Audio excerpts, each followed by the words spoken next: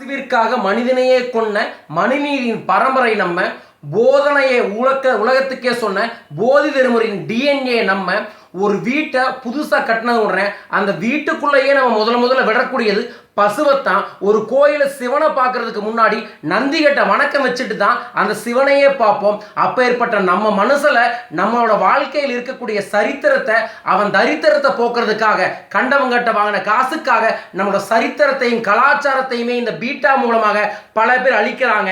அதையெல்லாம் மீறி நம்ம எப்ப செயல்படுறோமோ அப்பத்தான் விண்ணையும் தாண்டி இளைஞர்கள் காதலிப்பாங்கன்னு சொன்னாங்க. விண்ணையும் தாண்டி காதல் மட்டுமல்ல வீரத்தை தான் பிறக்கும். தமிழர்களுக்கு முதல் தலைநகரம் மதுரை தான். அந்த மதுரையில் நடக்கக்கூடிய இந்த வீரமான தீரமான ஜல்லிக்கட்டை தடை செஞ்ச அத்தனை சல்லிப்பயங்களும் காணாம போகணும். இந்த வீரமிக்க மனிதர்களான நம்ம தமிழர்களுக்கு உலகம் ஃபுல்லா இருந்து தோக்கடிச்சாங்க. இந்தியா தான் எந்த நாட்டுக்குமே போர் எடுக்காத நாடுன்னு சொன்னாங்க. அதே இந்தியா இருக்கக்கூடிய தமிழ்நாட்டை தமிழர்களை நோக்கி சுத்தி இருக்கக்கூடிய எல்லாரும் அடிச்சாலும் அதை தாங்கிக்கிட்டு வாங்கிக்கண்டு இருப்பதற்கு காரணம் என்ன? நாங்க நல்லா இருக்கணும், எங்களை சுத்தி இருக்கிறவங்க நல்லா இருக்கணும் அப்படிங்கிறதா. அப்பேற்பட்ட தமிழனையே இந்த பொங்கல் மூலமாக கலாச்சாரத்தின் மூலமாக அழிக்க வந்தவனை அழிப்பதற்காக ஒவ்வொரு இளைஞருக்குள்ளேயும் மகாகவி பாரதியார் சொன்ன அக்னி குஞ்சு பெரும் சக்தியாய் பேருள்ளது.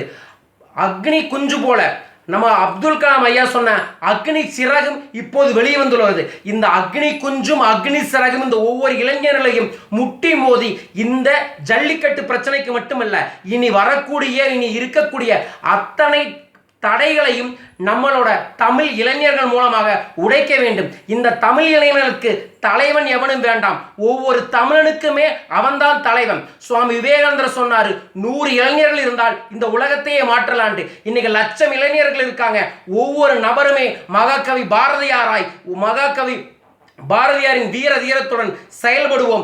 ஒவ்வொரு நாளும் இதே வீரத்துடனும் நம் கல்வியிலும் நம் செயலிலும் நம் அன்பிலும் செயல்பட்டு மேலும் மேலும் வளருவோம். நன்று கருதுவோம், நாளெல்லாம் வினை செய்வோம், கருமமே கண்ணாயிருந்து செயல்படுவோம். தமிழனால் முடியாது, எவனாலும் முடியாது.